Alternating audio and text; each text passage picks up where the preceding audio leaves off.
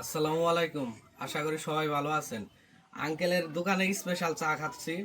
এখানে শুনলাম এই চা মানে স্পেশাল একটা ফ্লেভার আছে, আসলেই খাওয়ার পর বুঝতে পারতেছি মানে অন্যরকম একটা ফ্লেভার।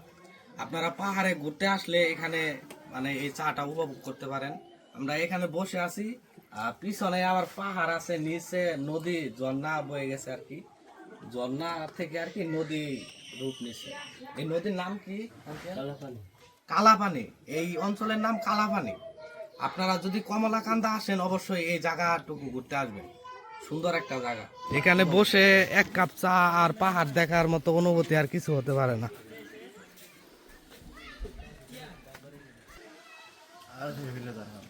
এটা হচ্ছে ইন্ডিয়ান প্রোডাক্ট, একটা হেয়ার অয়েল আর কি।